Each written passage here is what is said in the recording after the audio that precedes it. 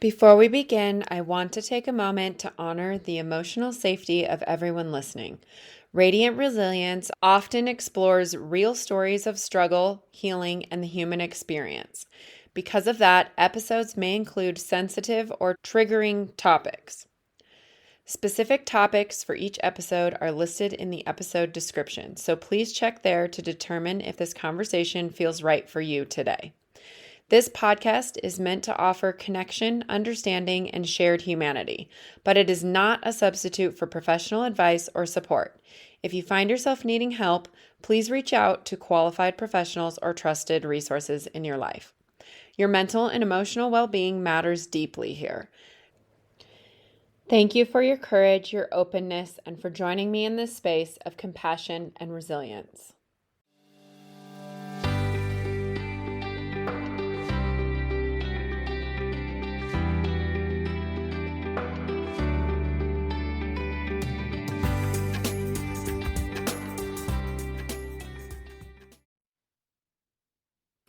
Welcome back, everyone, to Radiant Resilience.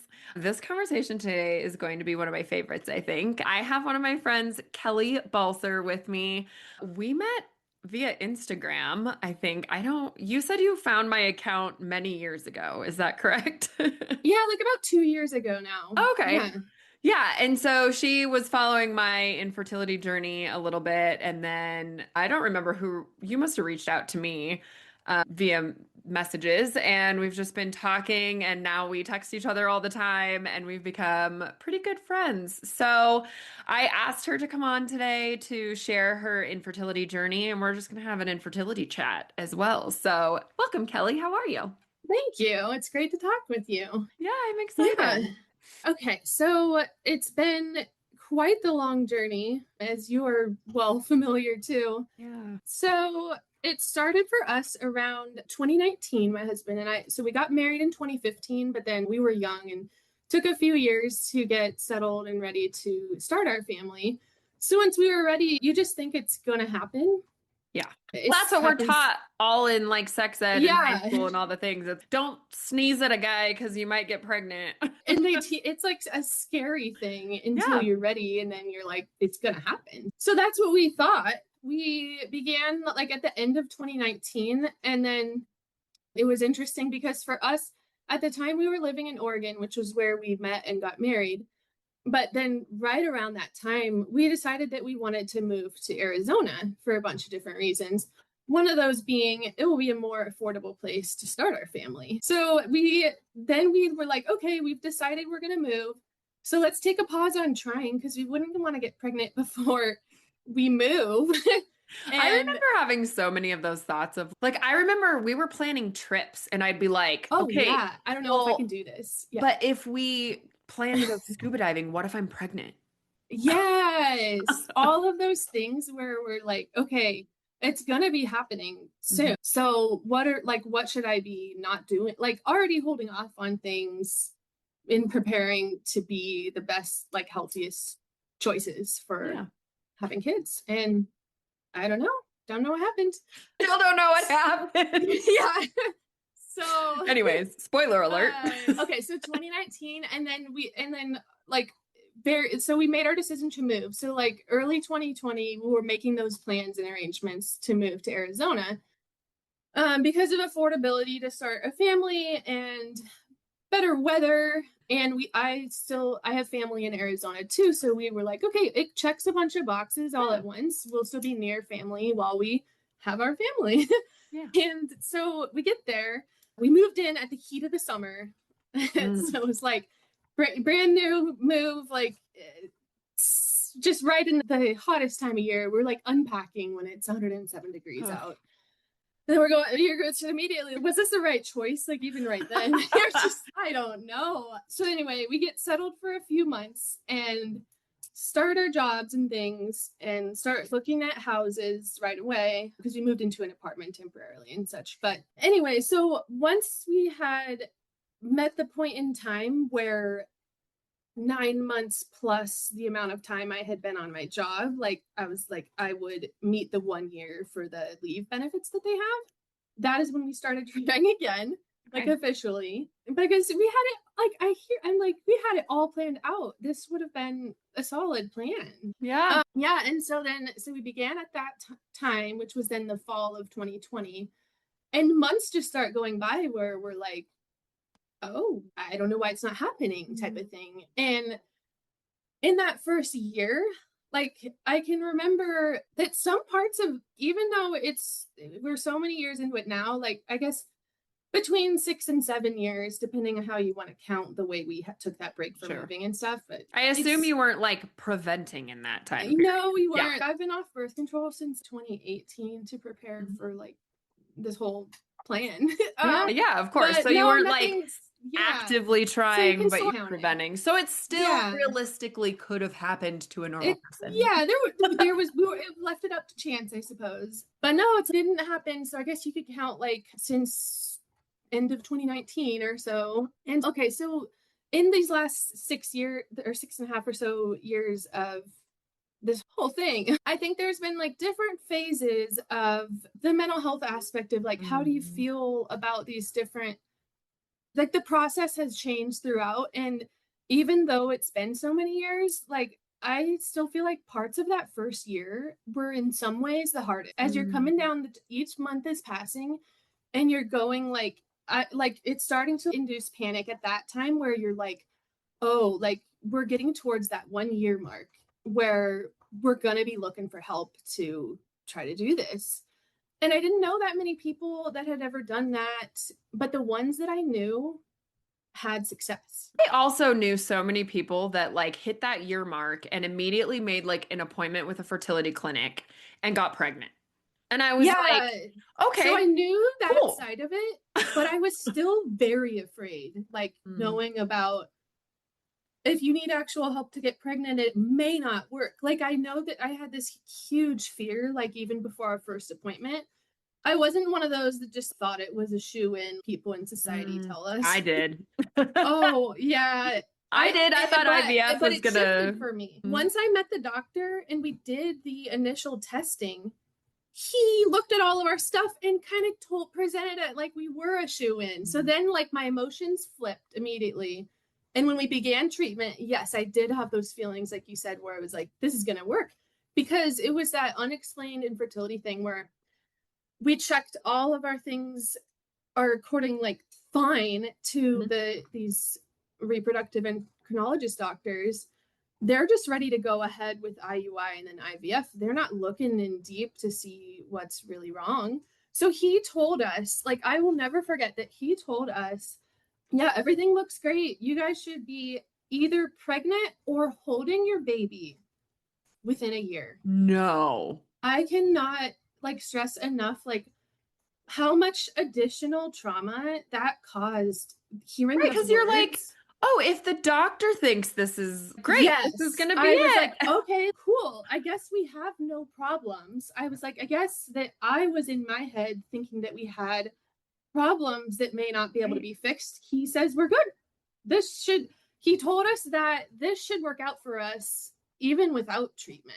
Like things should be good, basically. You're like, but it's not. It hasn't been. Yes, I was like, we're here because it's not been working. So what's our first plan of action here? And so we started with IUI because he presented the options of starting with just the ovulation meds.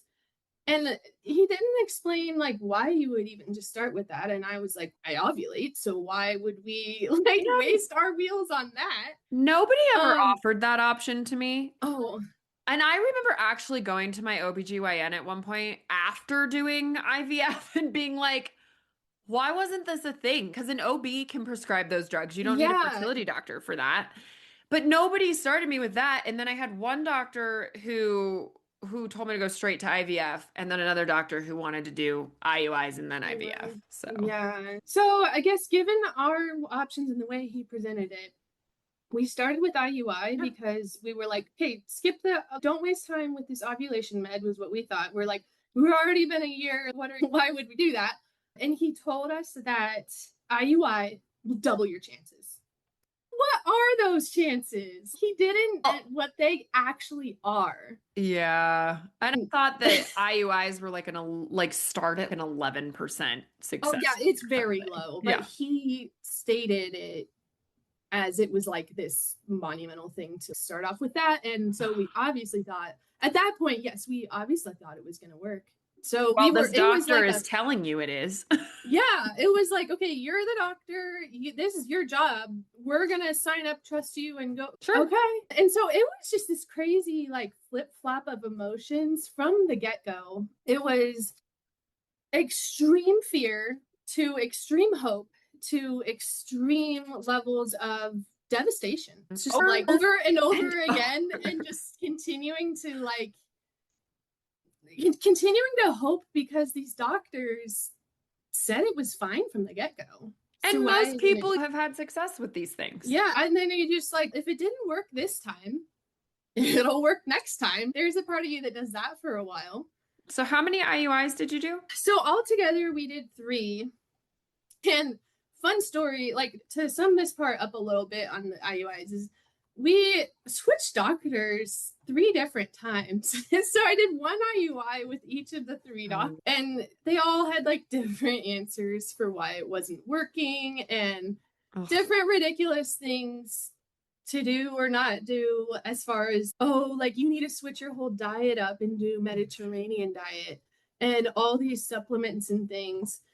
No, excuse me, sir. Like, I have terrible, painful periods. Like, I was a walking red flag for endometriosis. And that's a lot that I'll talk about here is so many doctors before I ever got to infertility part of things, doctors ever since my pediatrician, when my periods began, they dismissed my heavy and painful periods and said, this is normal, but I will refer you to more of the adult, like doctor when you like family practice, when you're like phasing out of the pediatrician and stuff. Yeah. She goes, so the second woman, she goes, oh yeah, that's normal. That happens for some people. So there was like early along, there were times that people could have helped with my endometriosis that ended up being, but they all failed me there.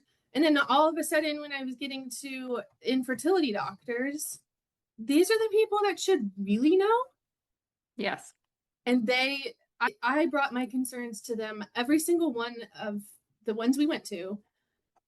I explained these periods and other symptoms that I deal, or just the way that my periods would have crazy symptoms that my friends don't have.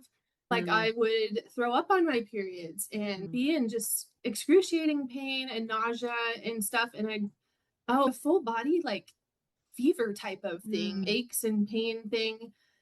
And ever since the first doctor, like he was the one, he was like, no, like everything is normal. But he was the one that said we were going to be pregnant and or have our kid in under a year. So he was like, no, you don't have endometriosis. Everything is fine. And he goes, if you had endometriosis, you would be in the hospital for your pain. He told me that.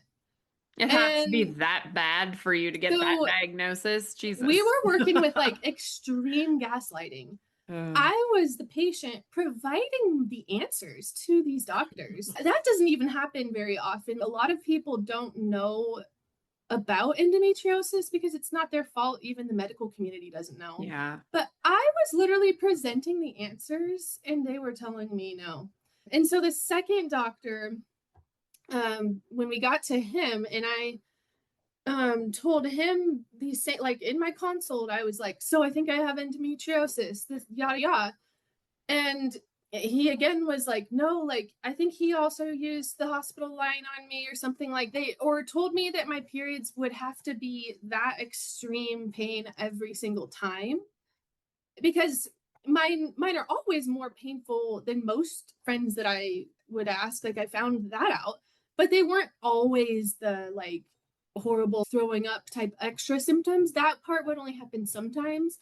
And he was like, oh no, like it would happen every time if you have endometriosis. Your hormones fluctuate, and I don't know for a fact, but I think that probably the endo fluctuates too.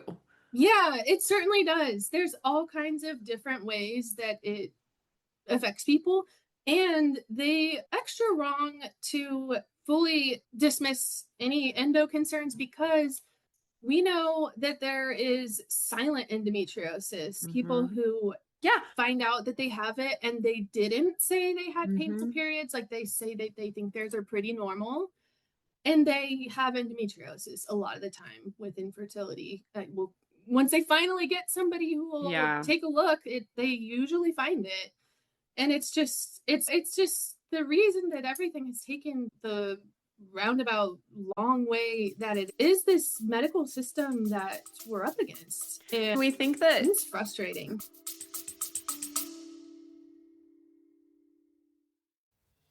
Hi, friend, and welcome to this episode of Radiant Resilience.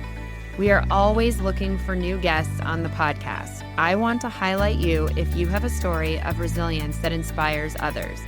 Everyone has a story, and I believe that sharing yours can help others feel less alone.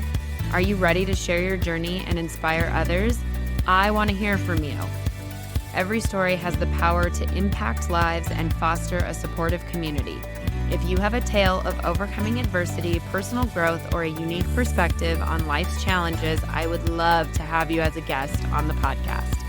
To become a guest, please email us directly at radiantresiliencepodcast@gmail.com or click the link in the show notes to become a guest. Join us in spreading hope, strength, and inspiration one story at a time. Be brave and share your story so others feel less alone. I hope to see you soon. Medical care has come so far, and science and stuff. And I think it has, but I think in our brains, until you're like immersed in it, think that it's much further along than it actually is. Yeah. Or like for many conditions, it has come a long ways, but for a lot of our women's health conditions, we don't even get the right research funding to help with this. And so it's a whole thing. We could do a whole episode even on that. But for sure. I guess I want to tell people like a few things that they should know if they're listening and think that this could be them too. Is unfortunately it takes 7 to 10 years to diagnose, which again is due to the failure of our medical system to not be listening to women.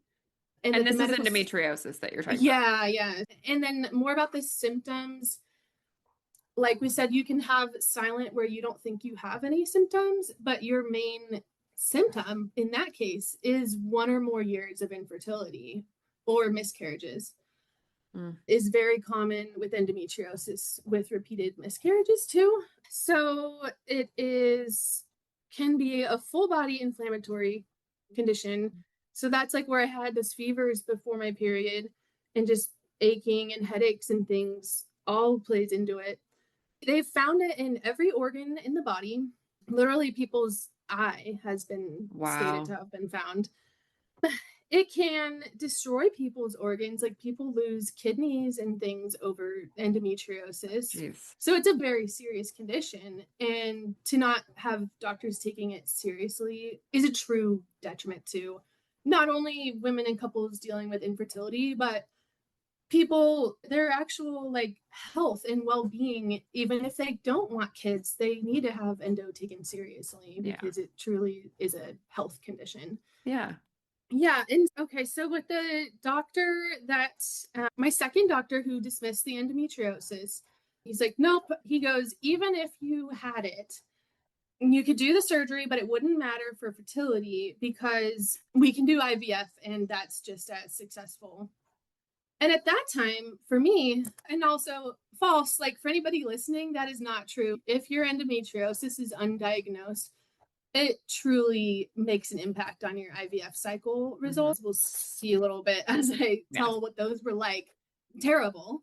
And so I want to say, like, anybody that has unexplained infertility, I highly recommend that you do not do IVF with the unexplained diagnosis. Find somebody who will listen to you first before you ever do IVF.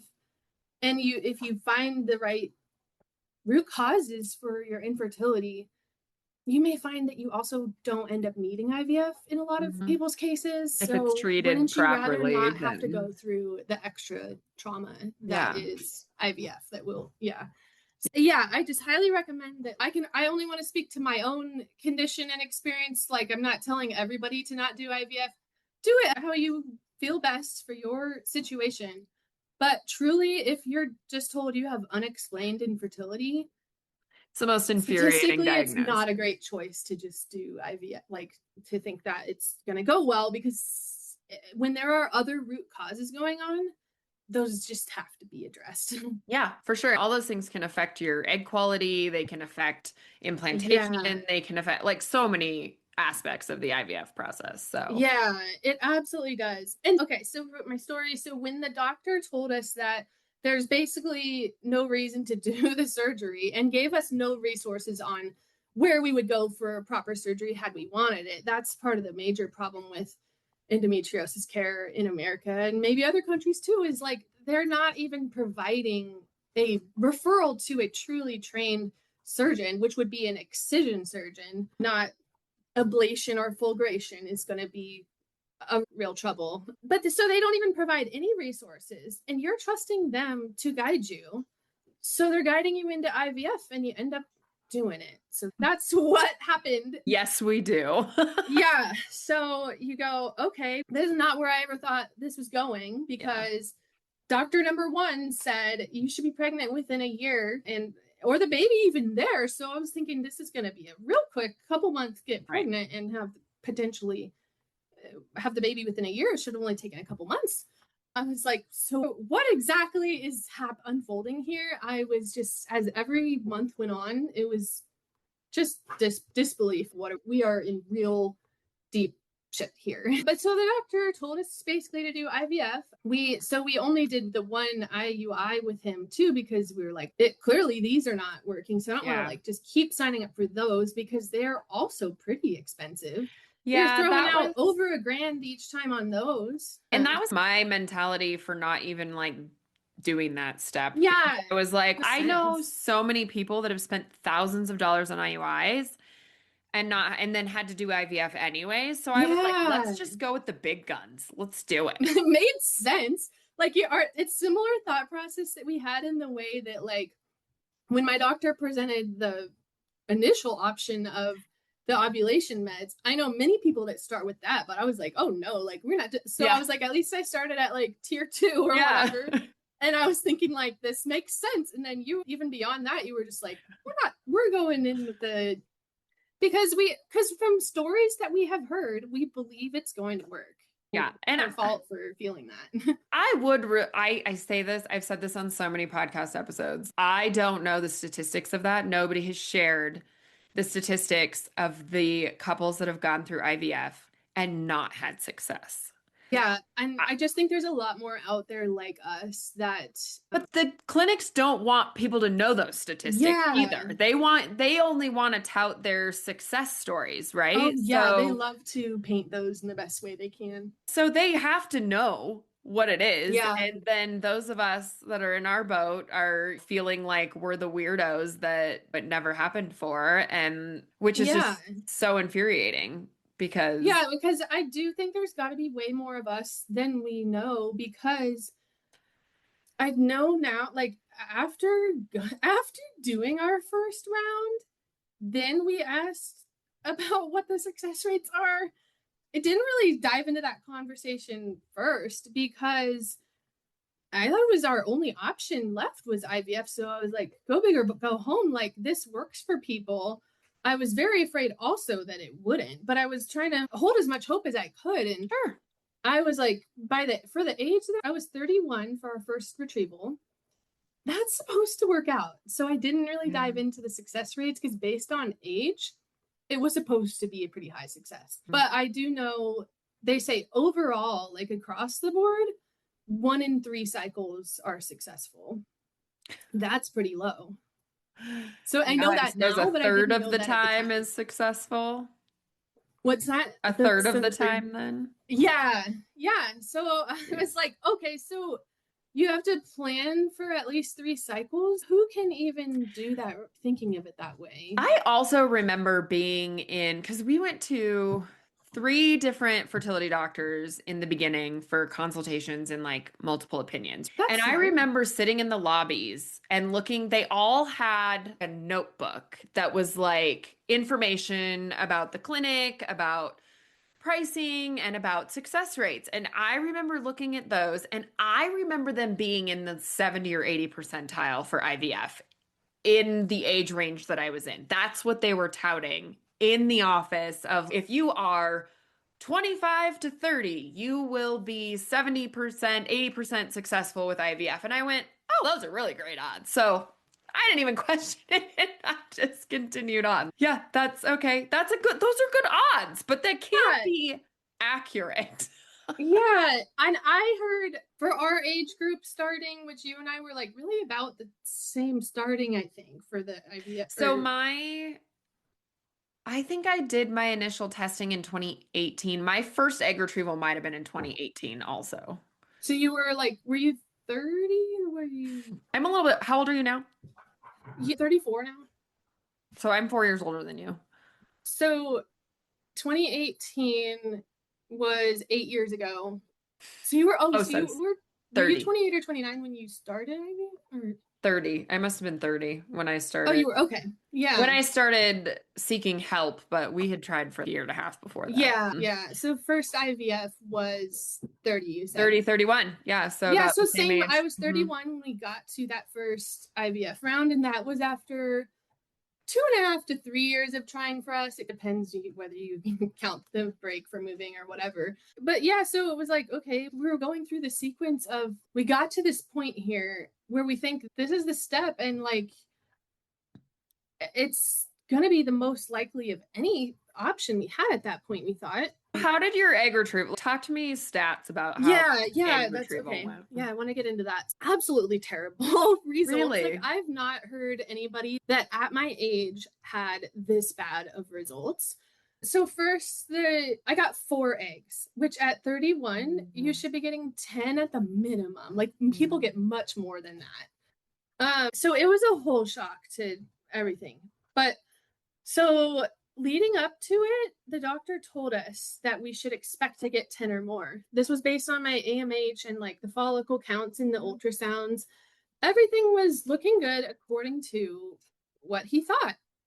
And then so we started the stimulation, and like you're going in for these ultrasound checks that they are counting how many follicles you have, and they're able to predict it, but not exactly how many eggs you'll get. Because So they can't tell which ones are mature enough or which one. They just measure yeah, the size, but they don't it's a whole know. thing. And Yeah. I learned that some of them are empty of having any Yeah. egg at all. Yeah, they might just be a follicle with no egg. Yeah. Hmm. So induce like absolute panic during Hmm.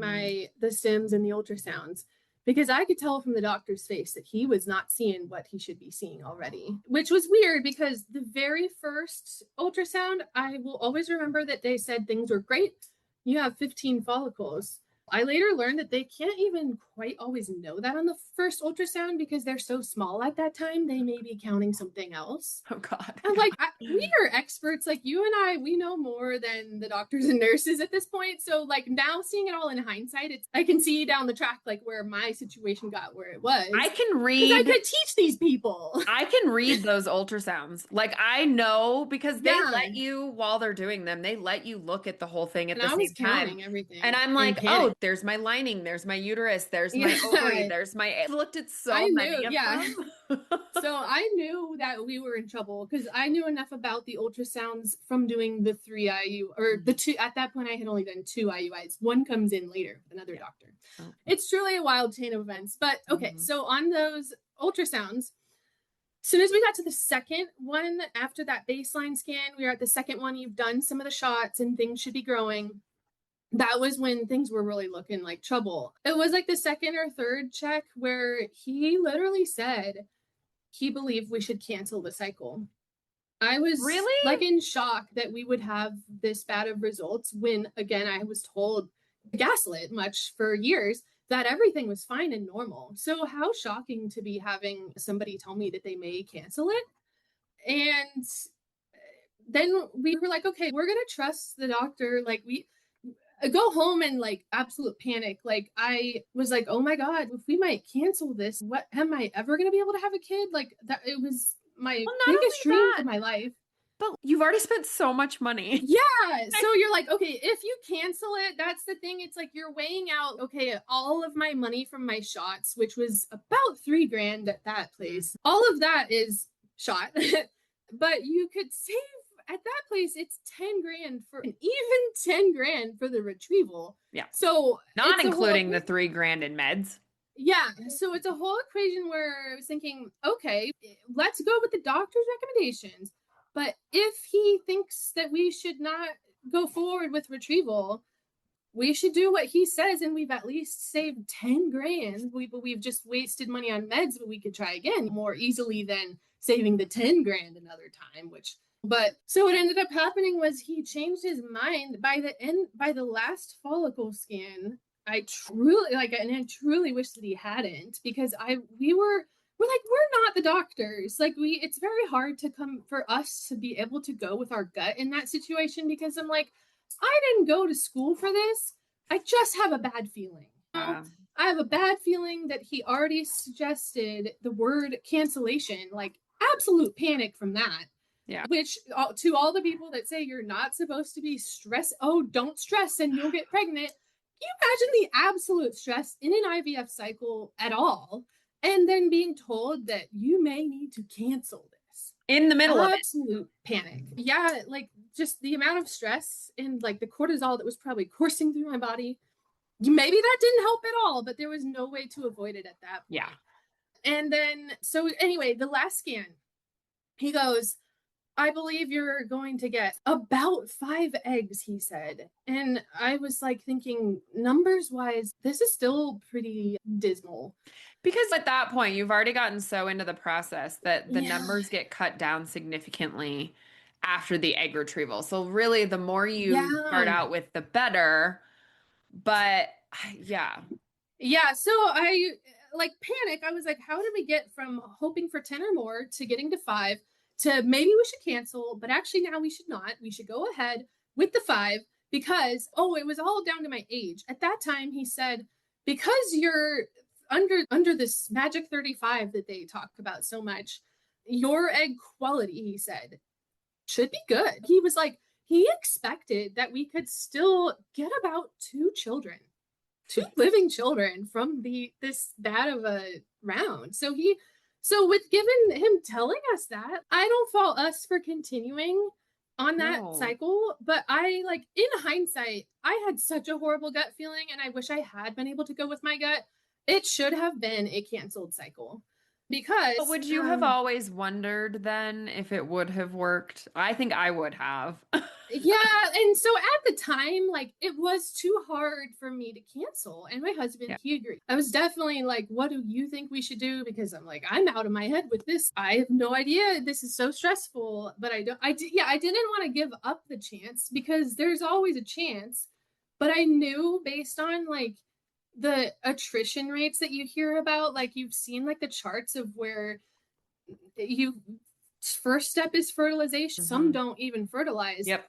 Then each of the days throughout, getting to either day 3 or day 5, depending on how the clinic does their embryos, you could lose them all. And so that was I me. was so panicked. Oh no. So all that said and done, I like absolute panic putting my credit card for running your card for 10,000. Like, we could talk a lot about that, but that was a whole panic. I had also never been under anesthesia, so I was like thinking that this is a very scary experience for me already. But I was like, I'm doing all of these steps. This is as much as I can do. That I'm doing the best I can. It should hopefully create my family. And I did. There was so much of me that was like, I wanted to do IVF because I thought that again, like I would feel like I had done everything I could. Yeah. Even though I had this gut feeling that I should have canceled that cycle based on like the doctor days ago saying we should. It was just a whole mixed thing. But so how did that round end? So that round, so I got the 4 eggs, which was terrible. Like I remember in the recovery area and he tells us that we got 4. I was just, I don't know. I couldn't process that. But then he sugar coats it all up and he goes, but because of your age, I've seen women get 2 children out of rounds like this. So skyrocket the hope again, right there. It was just wild. So then we start getting the calls about the fertilization, and we had, so out of the 4, 3 fertilized. Then by the time that the day 5 happened, we only had 1 left. And meanwhile, as this was all unfolding, so the 3 embryo day, we were updating my family and my husband's family and some of our friends too on this. So we updated my family about the 3 embryos, and my dad, he's the greatest dad that you like picture, like top dads out there. That was my dad. And so he's the 3, and then he sends back 3 hearts. And then from that day, 3 days later from like that fertilization day, my dad suddenly out of the blue, age 65 years old, when I was 31, he died. And so add that onto this time of life and dealing with all of that. My dad was that guy who, like, growing up, like, my dad was my best friend. Like, my dad, it was completely shocking. Like, he was a pretty healthy guy as far as all of us knew.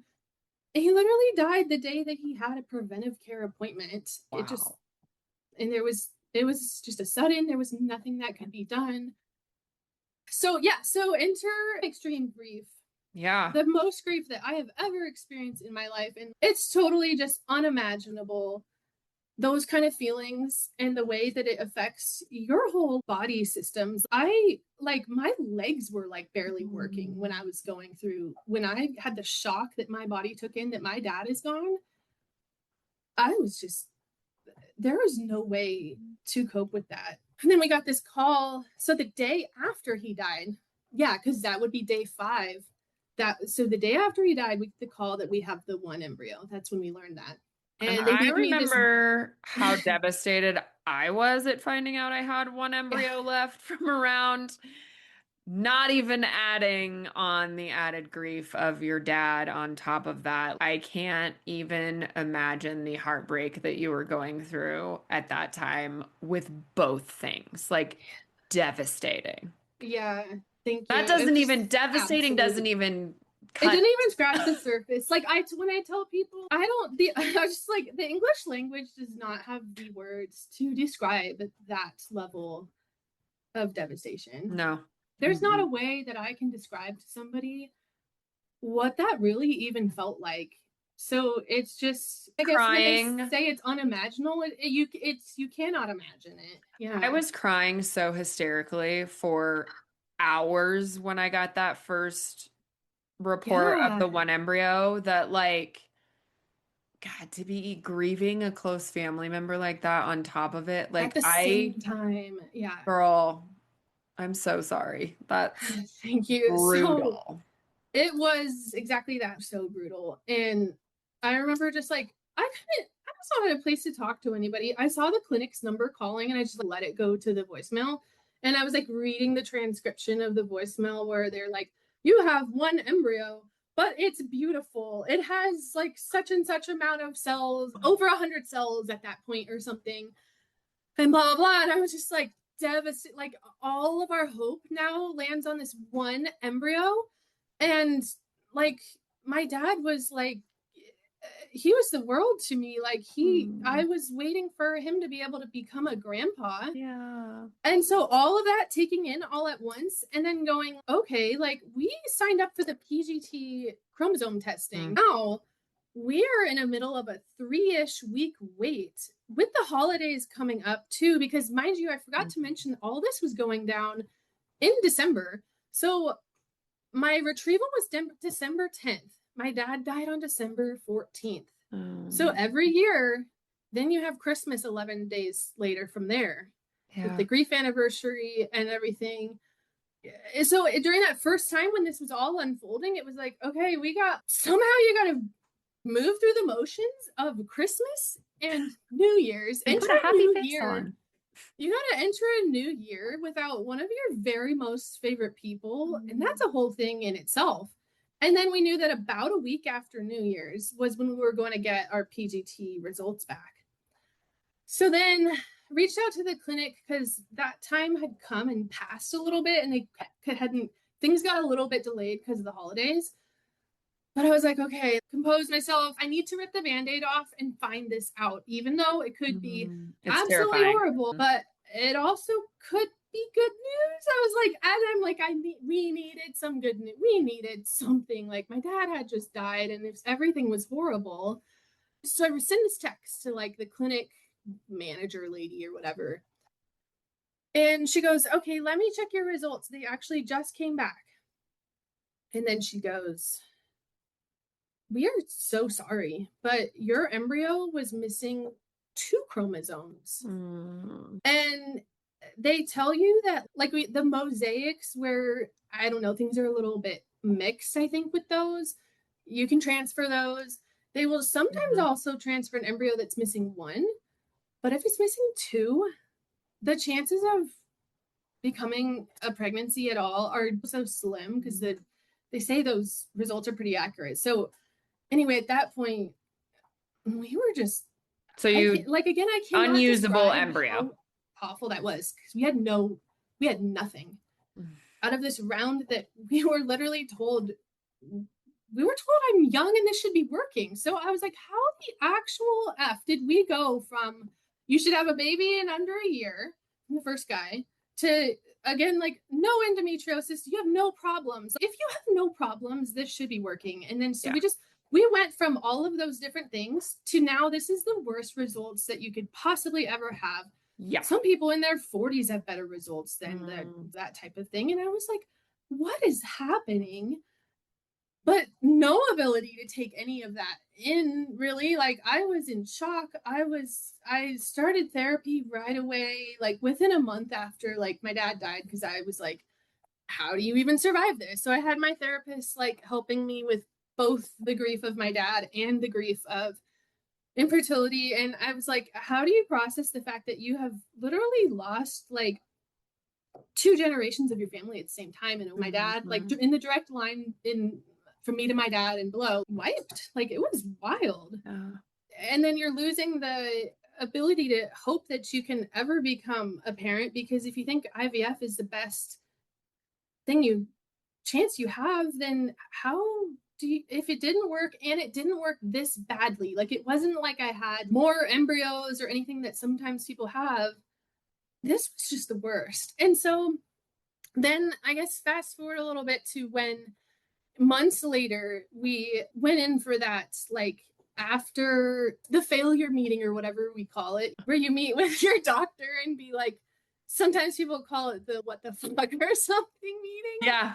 So we went in for one of those. I know it was May because I waited, like I could not deal with more bad news about whatever maybe diagnosis I might get or whatever the future held for fertility. I had really had to take a pause on it from the grief from my dad, just overwhelming. We go in for the meeting and he starts immediately suggesting, and again, I'm still 31, he suggests egg donation, which, mind you, after one round? Yeah, that's how bad. He was like, I was screwed, I guess, with these kind of results at 31. So egg donation, like for everyone that doesn't know maybe a lot about that, it's not a donation. It's extremely expensive. These weird terms for things to make it sound all like nice or whatever. No one's donating you anything. No, they're getting paid. Maybe if you know somebody that is willing to, that does sometimes happen, but you're paying their costs of their retrieval. Which, is a full retrieval, which is the same so you would pay costs. For yourself. Either way you look at it, it costs. And I hate these words they throw around, like donation. You're going to get something for free this time. You're not. No. So they threw that around. They also said you could do embryo adoption, which he quoted us some prices. I have them in my old notebook, and the embryo adoption was twice the cost of it. I might be mixing those up, but one was twice the cost of the other. And it was like, I think it was the embryo adoption was half the cost, because with egg adoption or whatever they call it, then it's your husband's DNA at least. So you pay a little more for that chance, Well, I think. and I think that you still have to do the egg retrieval with the egg donation, where I think with the embryos, they're already made. Yeah, so that's also why it's cheaper. Yeah, you're right. Because they're just, generally, those are people's embryos left over from cycles. They have in storage, and there's still quite a hefty fee attached to adopting their embryos or getting them donated to you.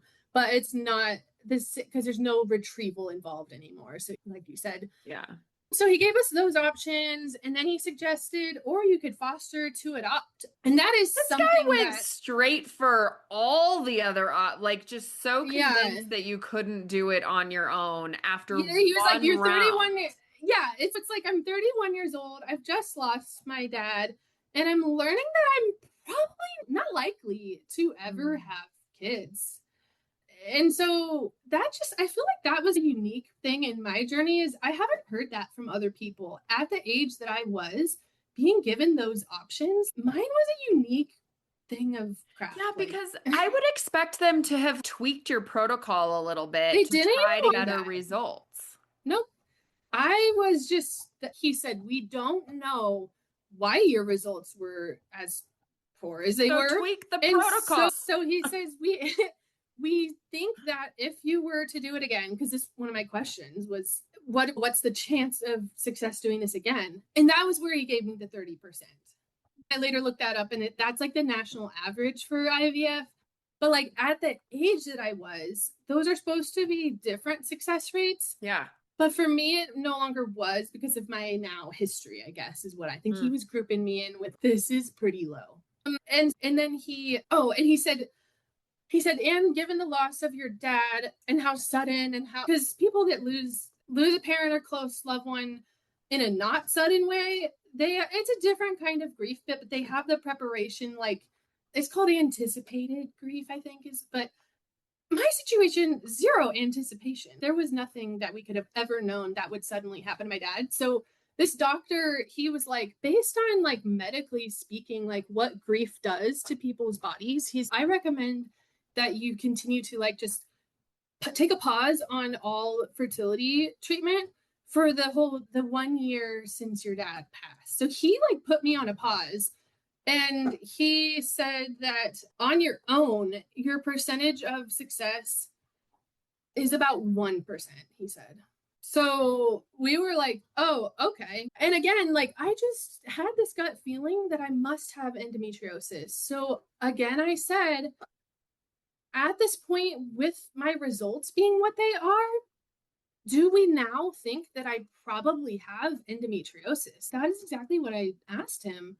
And he said, no, your results do not point to endometriosis. Excuse me, sir.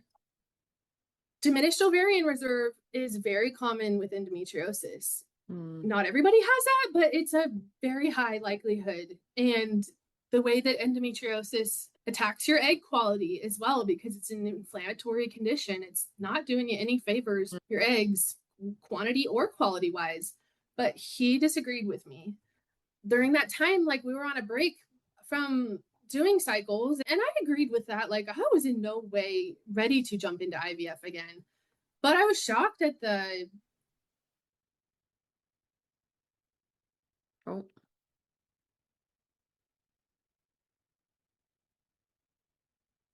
But I started looking into grants. I started looking into like other ways that we could pay for this, because it didn't feel like wanting to use our own money at something that had such a low success for us. I continued to research and listen to other people's podcasts where people were willing to share their stories of endometriosis or sharing their infertility story. And that's when I learned more about endometriosis and the true impact that it has on IVF cycles. And I learned the most during that time. So 2023, when I was waiting to figure out what to do next, I was listening to the podcast from Tara Lipinski and her husband. They have a great one. Unexpecting. Yeah, I think it's unexpecting. Here's my And problem with that stuff, though. with what? With the celebrities, they can Oh, all afford the surrogates, and they all yeah. go with the surrogates where not all of us can do that. And that is where their journey ended. But I learned a lot from her about endometriosis, like Hmm. what to look out for, what all the symptoms are, like everything she was describing in her videos. I was like, this is me. Whoa, like Yeah. newsflash, like these doctors that told me I don't have it, Tara has it. And she's telling me that I have. Basically, as I'm listening to her story, I'm like, I just was so like grateful to have stumbled upon somebody else telling me. It was like, okay, I had been through so much gaslighting from so many providers. I stopped believing that I had it. But Mm. then when Tara is talking about all these things that aligned with my story, my situation, like she had many failed IVF cycles before she found out that she had Mm. endometriosis. Then her doctor suggested she do the laparoscopy, and they suggested she do excision, which is the right way that we know. So she got pointed in the right direction, but she did unfortunately have to go through years and failed cycles Mm. first, which was heartbreaking. And she had many miscarriages with her story. But from that, I learned like I got to really take another stab at finding somebody who will listen that I think I have endometriosis. So as we were still like waiting for the 1 year from my dad's loss to pass, which there's a whole side journey on dealing with all of that, Yeah. was awful as well. But I just knew like in the back of my mind, I was like, my dad was amazing and he taught me so much about life and how to live a good one. And one thing he really drilled into us growing up was like, do everything you can to reach your dreams, and like you can do anything you want to do, and like all these ways to build you up and to not teaching you to not give up and things. And I was like, if dad was here, and I don't know, and I also believe that he's watching over me and knew that I need to continue this. At that point I did feel like I should, with just I knew like my dream of being a mom was so important that I couldn't quit at that time. It wasn't time yet. I was like, my dad would think that I should keep fighting this while I can, give this another go, because you just never know. And so it was like, I was trying to have that hope to be like, this is a horrible time in life, but it could get better. We're going to find out. So I'm doing all this research, and I set up a consult with CNY that you're familiar with, because I was looking for lower costs at that point where I was like, we've already spent our savings on this. Let's try a lower cost option. I got my consult and I said, should I do the Receptiva DX test for endometriosis, or would you recommend that I do a surgery first, or what should I? And she, like, they were helpful on it was like the phone consult, and they were like, you could do either one, but they thought I should do the surgery, I think was what they said. But they didn't have any real help for finding the right surgeon. So then I was on my own. I was like, okay, I'm gonna get the surgery done, then I'll get back to you guys if I do IVF through them. So on my own, doing the surgeon research, finding it very hard, because I knew that excision was the right way from learning from Tara. And that's the main place I had learned that, because it's so hard to find the information. And especially a few years ago, like it's getting Yeah. better now to find the right info. But at that time, like it was a real shot in the dark to figure out what you're doing without the guidance of proper doctors. So I was on my own figuring that out. I set up 3 different consults with surgeons, and I was asking them all like questions about, do you do excision? That was most important to me. And one of them immediately, no, they do ablation, which is a burning of the insides, and it's absolutely harmful to both your health and fertility. But it's what 90% of the doctors will do. If they'll do an endosurgery, it is an ablation. So you have to be very careful of those. So I was like, okay, bye. I knew I didn't want that woman. And my second consult was this other lady who, she said she did excision, but I learned that there's another, you have to be so careful picking your surgeon. And I learned that some OBGYNs will say they do excision, but what they're really doing is they haven't had the full scope of training on it. So they think they're doing excision. They think they're doing a helpful thing for you.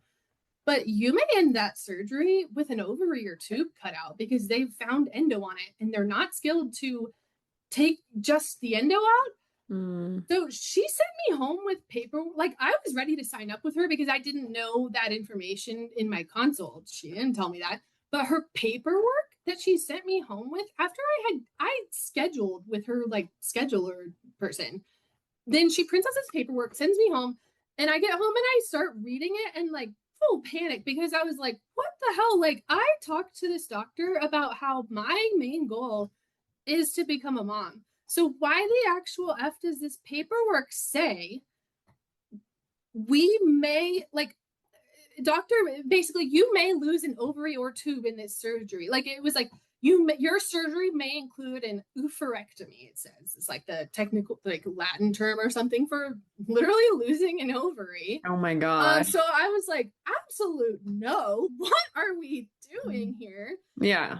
So I set up a third consult with an actual fertility doctor, like the last IVF, the third and final IVF doctor in my city. And it turns out that he does the surgery. He does this third method that's basically a synonym of ablation, and it's fulguration.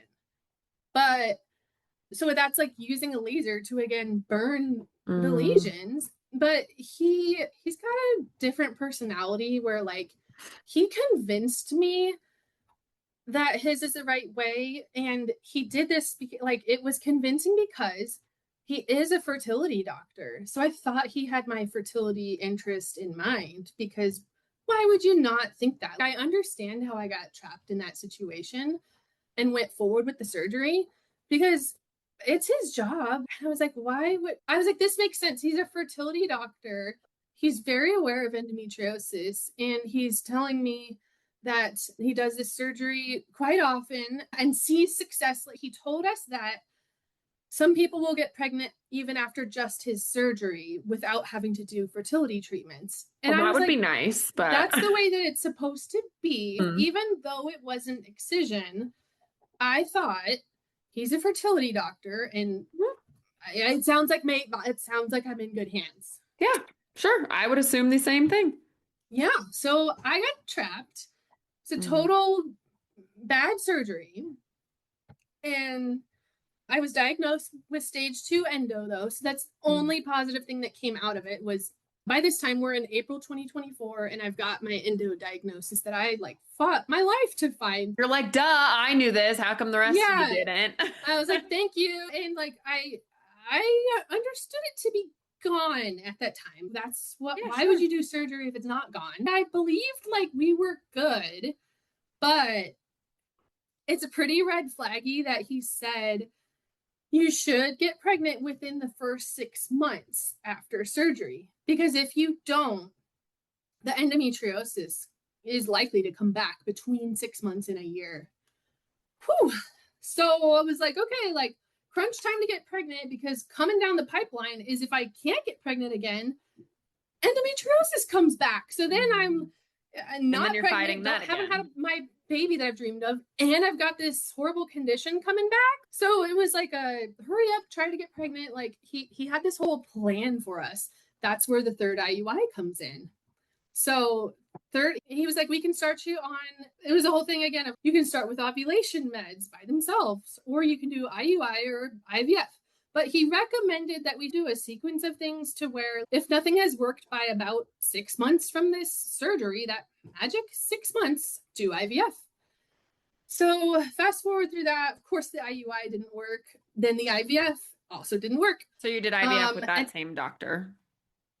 So this was then so I did the IVF with the surgeon. So then he was the third reproductive endocrinologist that we went with. And in the second round of IVF with him, we got 5 eggs. So instead of the 4, I'm 2 years older, and I got 1 more egg. And I was like, I don't know, maybe this is decent given my history. Like, I did get a little more. It's still looking pretty bad, but I was like, we got more. And in my head, I was thinking, this could end better, because my endometriosis was taken care of, and that's what I was told was so key to getting rid of, And your you know? eggs might have been better quality this time. Exactly. So I was like, I was trying to reason with myself, and my therapist was helping me like try not to panic. Think like this situation has been set up differently. More, you are in a better situation because you have a diagnosis that you did not have before. Like we were trying to like line out all the ways that I should feel better, Sure. and logically that made sense.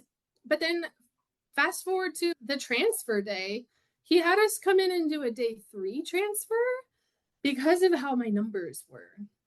So I think if I Fresh had had or like, I think frozen? at that clinic, if you have plenty of embryos, then you're going to do day 5 and freeze them. But because we had so few, he had us come in on day 3, and we walk in there, we're looking at the screen, and he's got a photo of the 3 embryos. That was when we entered the room, is how we found out that we had now 3 out of the 5. Like we didn't get calls at Mm. that place. It was really odd. So in there, we're looking at the screen of these 3 embryos, and he's telling us that we could tell on the look of his face, like this was not good.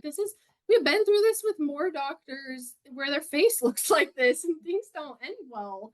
And Yeah. so my husband and I just look at each other, and we're like we knew the feeling in the room was not good. And then the doctor advises us that he would transfer all 3, because he said, given that you've only have 3 right now on day 3, he said that they have a better chance to survive in your uterus than they have in the lab to continue to grow to day 5.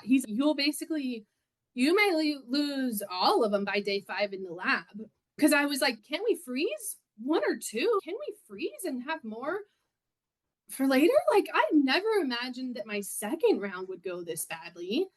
But he was very certain that we should transfer all 3. He said you can choose to transfer 2 if you would like to, if you're so concerned about having high order multiples, like the chance of triplets. And I was definitely concerned about that. Rightfully, wouldn't she be? And so I was like my preference from his recommendations would have been to just transfer 2 if I could have 1 left over to freeze. But he told us that it was more than likely going to die in the lab. So I was like, okay, like my husband, he gave us like 10 minutes to chat about it. And then suddenly we were transferring all 3. And so, given the way everything went, like that was the only time we got to even do an embryo transfer. And all our eggs were now in one basket. It was the most pressure that I can even imagine. And yeah, so 2 weeks later, it didn't work. And that is when you and I became very close.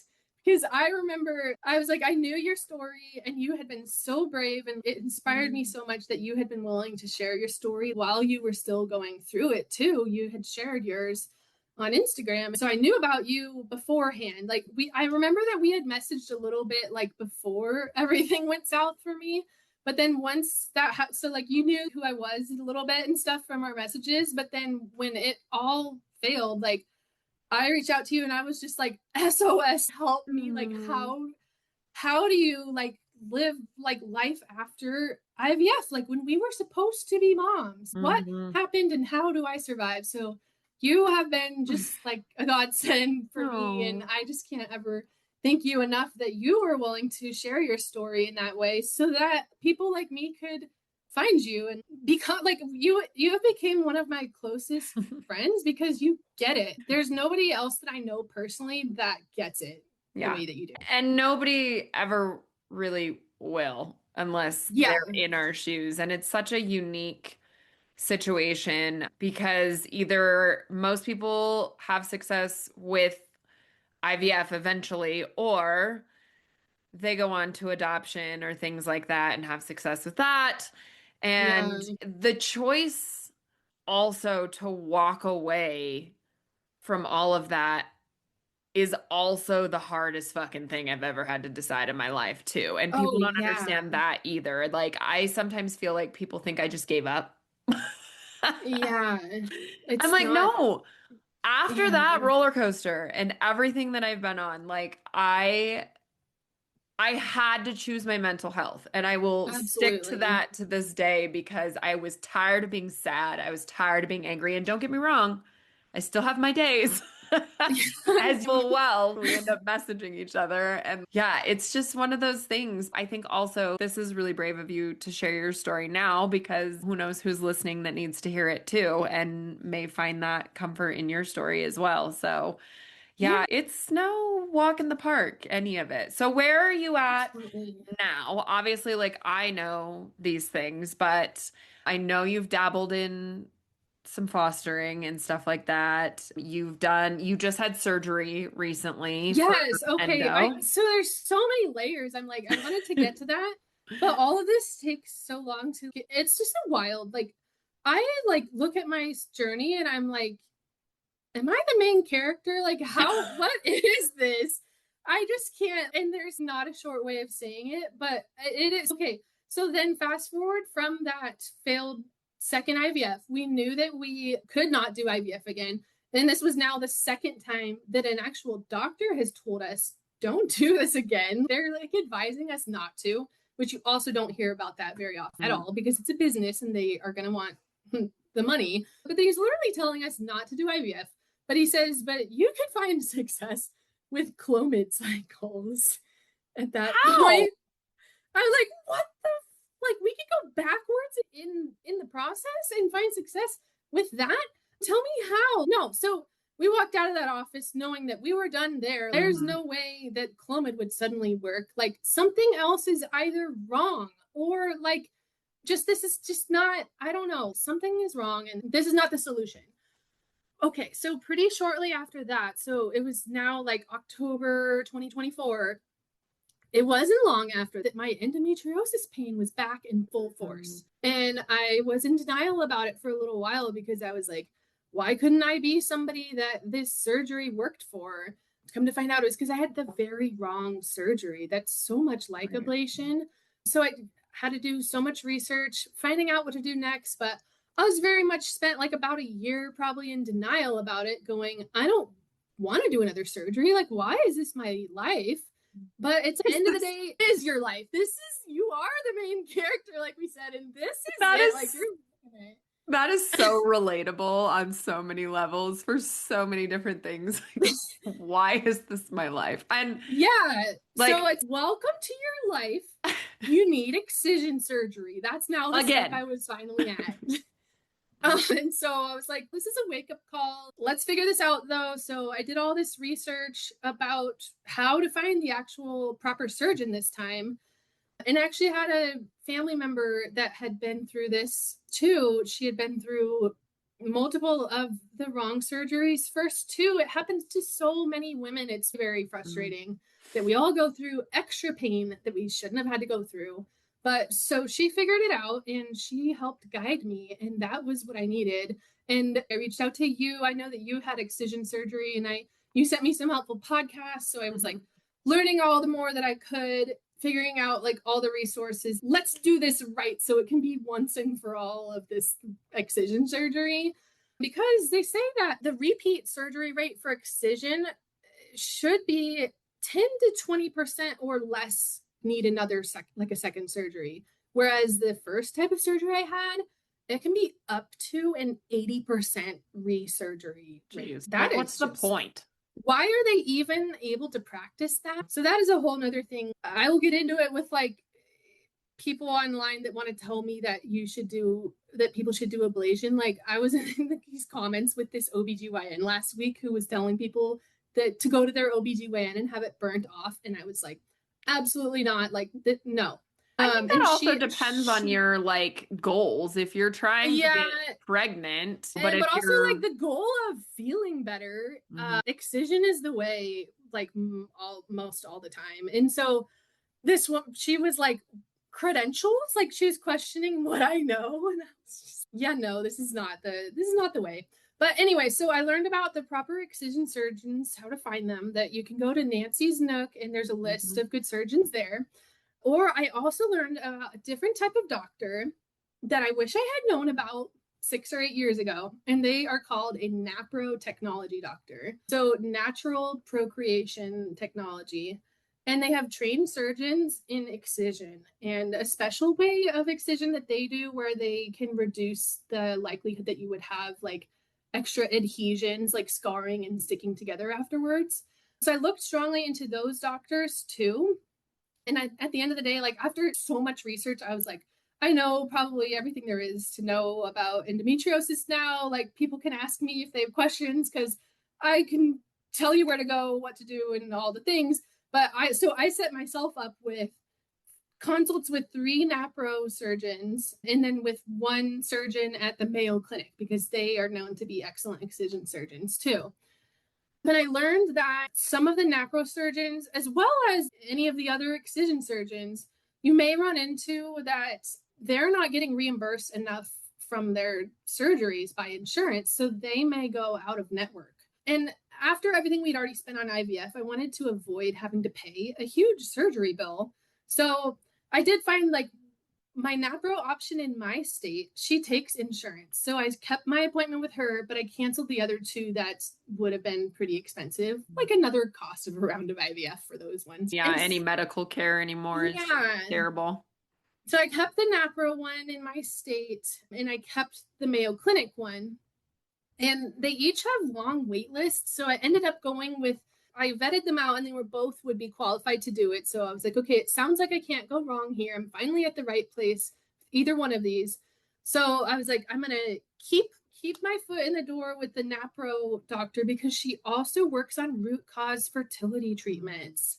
So I was like, okay, after I get my surgery at Mayo, because it turned out I could get in faster and get it done and stop feeling all this pain, I was like, after that, I will go and have my appointments with the NAPRO doctor who can help me maybe to get pregnant. Hopefully, like once and for all, like maybe this is my last chance here. And I wouldn't have even decided to do this at this point because we've spent so long and the whole emotional toll that it all takes. Yeah. But I finally found the right treatment for my disease by having the proper excision surgery.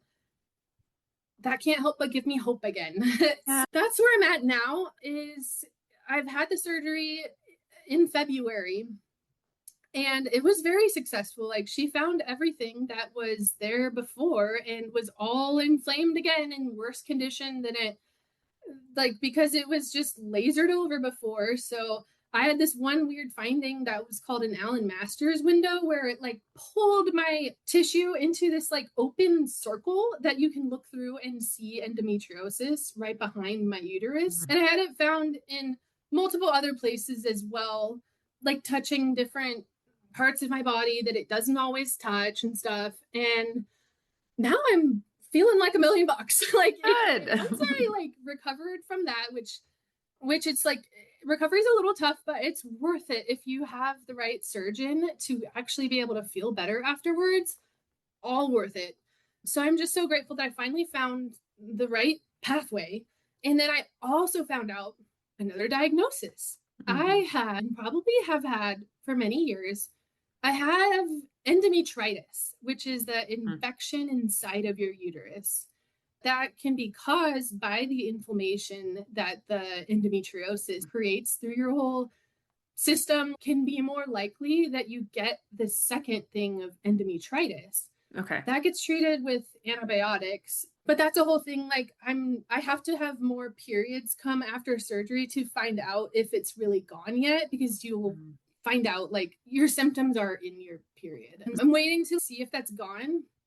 But if it isn't, then I'm going to be working with my NAPRO doctor to get another biopsy and figure it out. And these are all things that should have been done for me from the get-go. Like what I wish people knew is like the journey should start with a diagnosis. Like this unexplained thing is such BS. Yeah, because we're unexplained. And here I am 10 years after I pulled birth control, still not on birth control. Multiple rounds of IVFs, transfers, all the things.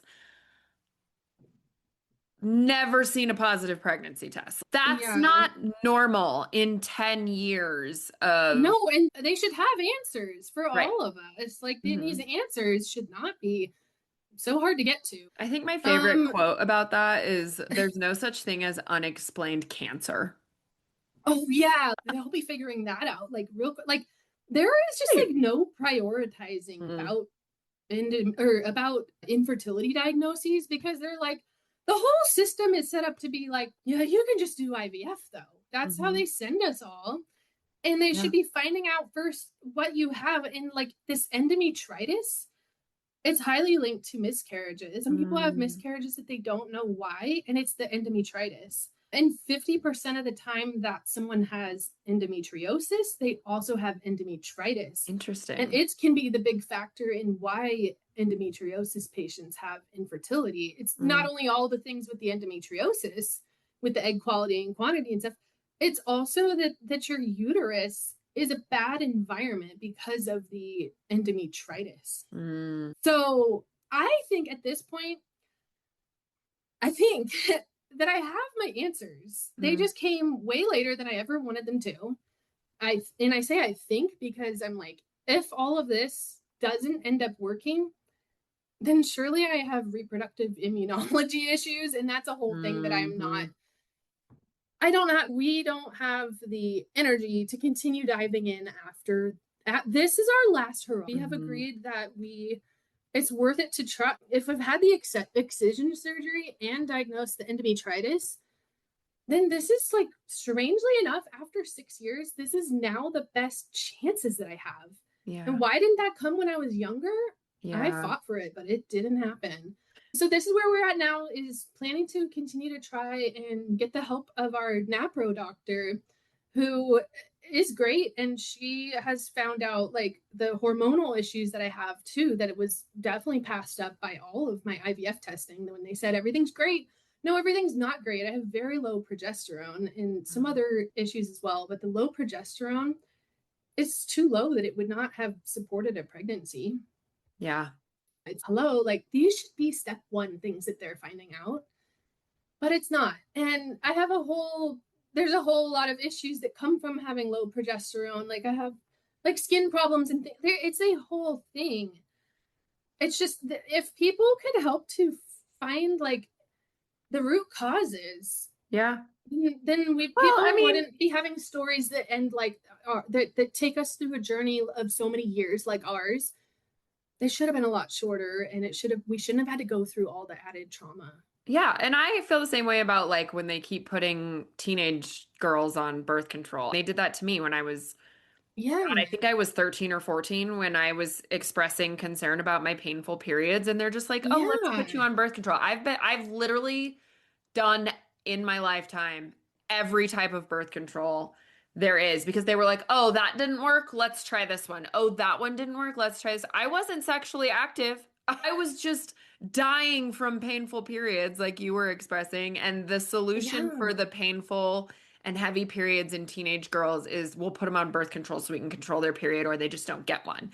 And then here I am 20 years plus later trying to have a baby and can't. yeah. And you also got your endometriosis diagnosis, and you had to fight your way to get there. Like you had to go through Even failed that cycles was before that too, that was a mediocre diagnosis. The doctor which was is like, unfortunate. yeah, the Yeah, doctor who did my excision surgery, he was like, there was some, but not enough to diagnose you. But then when I was working with Dr. Kiltz at CNY and I told him that, he said to me, he goes, if they found endometriosis, you have endometriosis. yeah. There's no, oh, yeah. If they see it, you have it, Yeah, so he put in my no matter file how much. endometriosis as part of the problem. So, Yeah.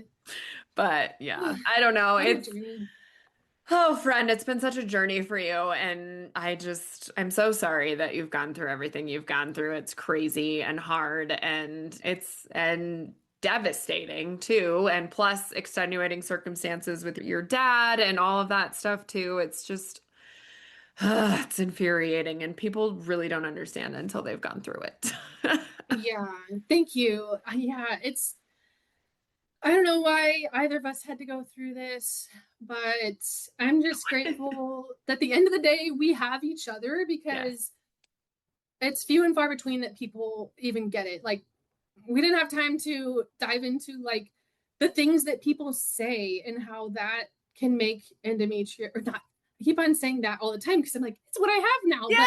But no, She's like, the yes. things that I'm like, I have an answer. But no, it's like the things that people say that make infertility worse to deal with than it even would be by itself, because they make it worse by what they say to us. And Yeah. there's a lot there, but like you and I are like able to help each other out with those kinds of things that Thank people God. say, and things that people don't understand but we understand. Like that Well, is worth so much. To have your friendship is worth so much to me. same. And like also just being able to say the things that most people would judge me for. Same. Thinking and feeling, because I'm supposed to be happy for everybody and I'm supposed to behave a certain way and I'm supposed to say the right things. But yeah, just being able to have a place that Yeah. I can come and be like, "There's fuckers." Yeah, because like you said, like they think they can say anything to us. They Mhm. think that they're being helpful, that if it's coming from a good place, like society tells you that if people are coming from a good place, that you have to be nice back with them. But even if someone's coming from a good place, it can be very harmful what words they actually say. And I feel like we And we should always be able to try. tell them. We should be able to We tell always them. try to address it in a kind way, I feel like, Yeah. most of the time, but then you're met with animosity, defensiveness, because they know that they didn't intentionally try to hurt you, and then they're Yeah. upset that they hurt you, but they come back at you more aggressively Yeah, I instead have of had the strangest things that happen with people when I have decided to make the brave choice to explain to them why things hurt. Sit down with a friend at coffee, and I had to explain to her why long-term statements that she was making like over a long period of time were very painful for me, and that I Mhm. would come home from hanging out with her feeling worse than when I got there, and that's not a good friendship. That is, that kind of harm should not be happening. And then she cried. So I just think like people are like thinking that they're the victim in my infertility story. Mm, I don't know how yeah. that happened. I had a friend, we're not friends anymore, but I had a friend who I had been going through my infertility stuff for a while. Like I'd already done at least one round of IVF at this point. And she was actually trying for her second kid. And she had asked me for an update on, I think, a transfer that I had done. Oh, yeah. And she said something to me about well, oh man, I'm going to butcher this story, but it was something like, when did they say you could take a test or something like that? It was something like Oh. very basic. And I remember being like, are you fucking kidding me? Have you ever heard of the 2-week wait? Oh, yeah. These people that like get pregnant so easily and sometimes mistakenly, and they have zero idea of like, how does one try to get pregnant? We know about how everything biologically works to make this happen. It's just not been happening for us, unfortunately. But these people who it's happening for, they don't even know like how would you try to do this? And then to assume that I don't know these things, or that Yeah. I haven't tried everything, or I haven't like whatever. I don't know. I just remember being like so annoyed. And also, like I said, this was not my first round. And I also felt like if Yeah. she had been paying attention to the first round and first been Checking in. invested, she Yeah. would have been more in tune with how that worked. But instead, it was like, oh, I'm now naturally trying for my second. And so I know how that. So when is that? And like, I was just like, okay, but there's a multitude of reasons Okay. we're not friends Good anymore. for But you. that I just was, want to say good for you. Would you like a sticker? yeah. Yeah. What are we Yeah. doing here? Yeah. Oh Oh man. man. All right, my friend. I think that we could go on this forever, and maybe we should set up another chat We about could. friends and comments, and because that's always a fun conversation to have. Yeah, I But kind of want to, I just wish people would know like what to say. Like we could do a whole thing on like how can you help your friend going through yeah, let's do infertility? that. Let's plan that for the future. So everyone stay tuned for that in the near Yeah. future. But Thank you for coming on and sharing your story and being open and vulnerable and all the things. I know you were saying like advocate for yourself, do your research, do a lot of the like preliminary testing, but is there something specific that you want to leave my listeners with? Yeah, I would say definitely, like we talked about, try to go into your treatment with knowing your root cause. If you don't know that yet, it's too soon to jump into infertility treatments because those root causes are so important to find. And now that I have learned about this NAPRO technology way, I really recommend that people look more into that and try to begin there. If you have a NAPRO doctor in your state, because mine is even 2 hours away and she's willing to do telehealth with me for many of my visits. So that helps a lot. But like you can do telehealth with them, I think, even farther away sometimes. And yeah, like they will help you get to the root causes. So I do recommend like people look into NAPRO and begin there because you may find like better success there because they do have much higher success rates than the IVF rates that we were talking about. Like, so if I could go back in time, like I wish that I could have started